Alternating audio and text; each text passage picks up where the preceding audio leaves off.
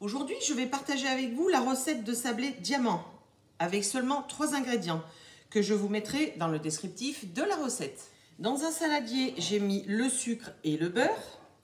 Vous pouvez mettre du beurre salé. Moi, j'en ai pas, donc je vais mettre une pincée de fleur de sel. Je mélange le sucre et le beurre. Prenez du beurre pommade. Une fois mélangé, vous rajoutez la farine. Petit peu par petit peu. Et vous mélangez.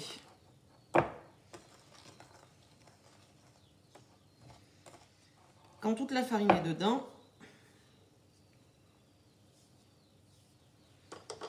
vous finissez à la main.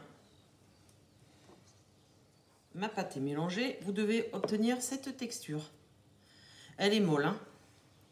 Je la divise en deux.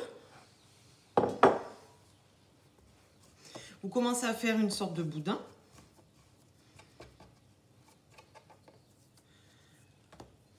Vous la divisez en deux et vous la formez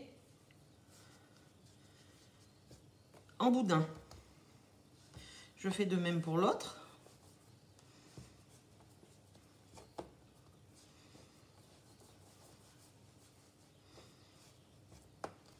Je prends un film étirable. Je place le boudin et je le ferme.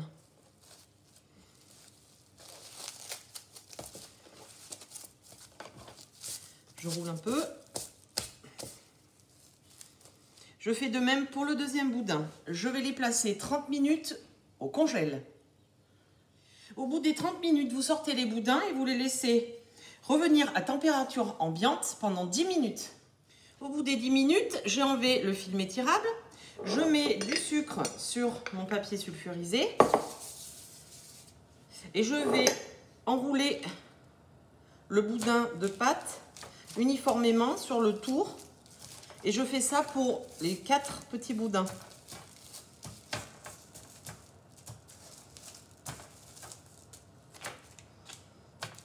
J'ai enlevé l'excédent de sucre qu'il y avait sur le papier et je vais faire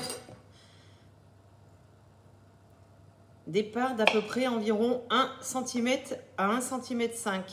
Faites-les toutes de la même taille pour la cuisson, c'est plus homogène. Je les place sur mon papier sulfurisé et je les espace d'à peu près 3-4 cm. Et je fais ça pour tout le reste de la pâte.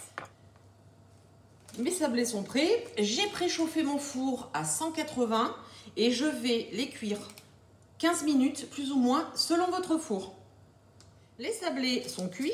J'attends quelques instants avant de les mettre sur la grille pour qu'ils refroidissent. Et ils sont bons à être mangés.